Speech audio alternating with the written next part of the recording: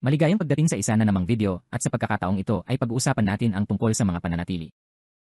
Ang konsepto sa likod ng mga pamamalagi ay para sa ibang uri ng tao o ibang uri ng pangangailangan ng mga tao, lalo na sa panahon ng COVID. Tumaas ng husto ang mga taong humihingi ng bakasyon kapag nasa sarili nilang lugar sila. At ang mga pamamalagi ay talagang nagpapakain sa ganoong uri ng mga tao. Bilang halimbawa, maglalagay ako ng Miami. Maglalagay lang ako ng ilang petsa, sabihin nating sa Marso, para sa ilang araw at hahanapin ko ang mga kwarto.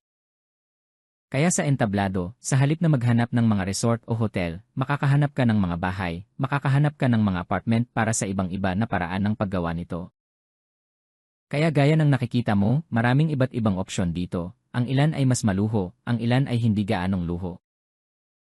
At para sa halimbawang ito, gagamitin ko itong mga home lofts, Eli Design EA na malapit sa beach at talagang may magandang lokasyon at may magandang rating.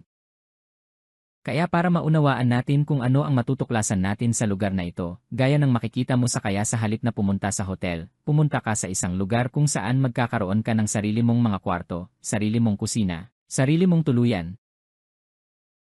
At mas maituturing itong paraan ng bakasyon na pangpamilya.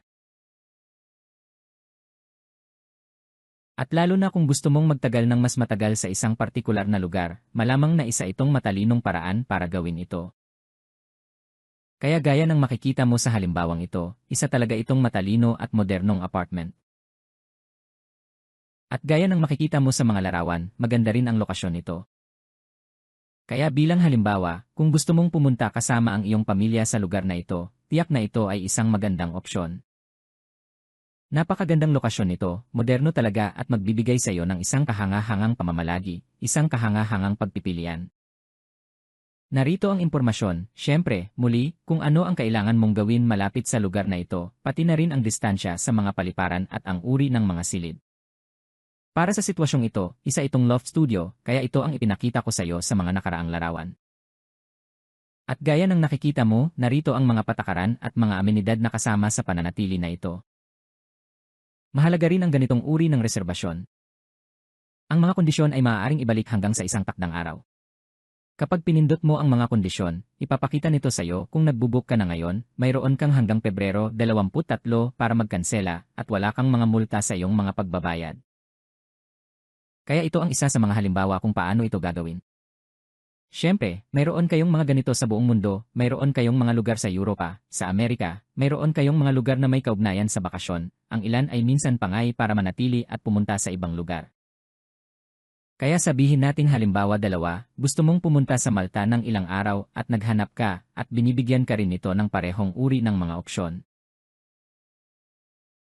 Gaya ng nakikita mo, makakahanap ka ng mga murang oportunidad dito na magbabayad ng 25 o 30 euro para sa pananatili sa mga kamanghamanghang lugar. At maaari mo ring tingnan kung kailan ka gumagawa ng reserbasyon. Minsan parang isang kwarto lang, pero kadalasan, punong-puno ito ng apartment o bahay para sa iyo at sa mga taong kasama mo, syempre. Kaya muli, napakagandang apartment ito. 66 euros lang kada araw. At gaya ng nakikita mo, talagang inirekomenda kong magbukas ka at manood dahil may mga talagang magagandang lugar, talagang moderno, maganda at may magandang tahanan. Maganda talaga ang mga ratings, kaya mainam na samantalahin mo ang mga ito. At gaya ng sinabi ko sa iyo, parami ang mga taong naghahanap ng ganitong uri ng bakasyon. Kaya mayroon din tayong opsyong ito na magbigay. Mayroon din kaming module na ito na talagang kumukumpleto sa alok na mayroon kami para sa aming mga miyembro. Kaya para makumpleto ang reserbasyon, syempre, ang proseso ay talagang simple. Gaya ng dati, pupunta ka sa checkout page, pipiliin mo ang bisitang makikita sa pangalan.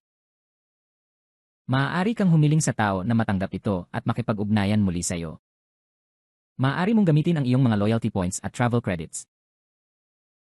Syempre, makukuha mo ang mga travel credit na ito kapag natapos mo na ang iyong bakasyon at nakabalik ka na mula sa reserbasyong ito.